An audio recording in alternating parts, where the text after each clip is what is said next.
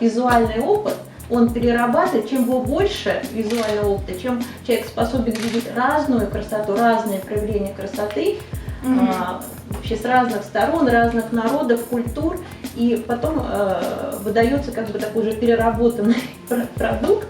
Я однажды не помню, кому сказала, что почему у нас не делают, у нас же вот шьют изделия из кожи, почему у нас не сошьют, например, сумку в виде там головного убора символики. Я бы, например, такую носила.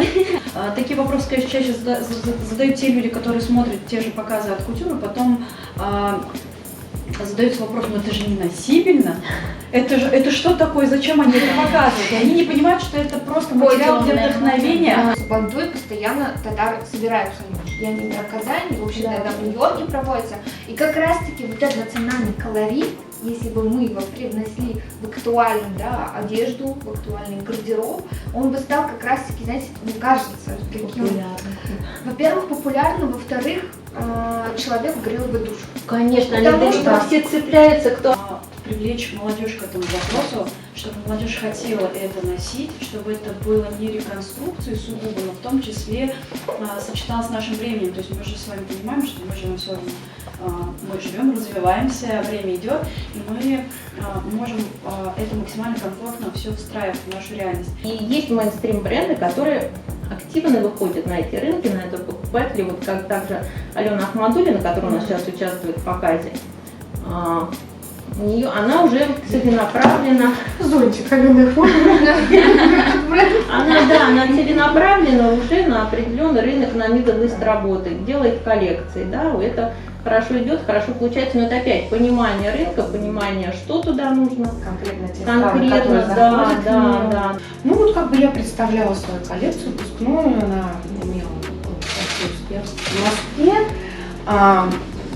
В связи с последними событиями сейчас как бы не отправляют за границу, но меня знают больше там в Европе за границей, в Москве, в Питере, чем, скажем так, у нас в Татарстане.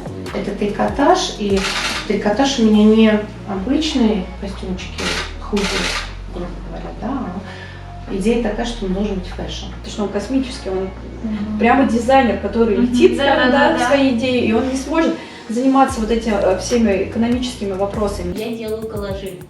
И, например, наших татар, да, я их отмечаю. Нет, некоторые смотрят. Да, Мне очень смело. Я надеюсь, что они увидят и посмотрят. Здесь важная ремарка, что у нас здесь, в России, да, есть установка. Так же, как с психологом. Я не пойду к психологу, потому что я псих. То же самое со стилистами. Я не пойду к стилисту, потому что у меня первый вкус, и я буду просто... Это вообще большая проблема. Я общалась с московским одним дизайнером, да, тоже не могу назвать имя, она очень крупный дизайнер. Она тоже работала с нашими первыми лицами в республике. И столкнулась с тем, что очень тяжело вообще что-то сказать, потому что там есть свое мнение, правильно, и есть неправильно, а извне, как бы, да? Знаете, вы не поверите, что я смотрю, хуже всех одетые обычно люди с неограниченным бюджетом. Это первое, у которых есть в принципе доступ, есть возможность выбрать. Они зависимые, но без вкуса. Да, они откровенно. Хотелось бы, чтобы, возможно, со временем появилась какая-то площадка, может, в рамках нашей этой недели, которую мы разрабатываем, может, просто отдельно. И вот у меня прям такая очень большая идея, я думаю, мы все объединимся. И наш принц, чтобы узнал весь мир. И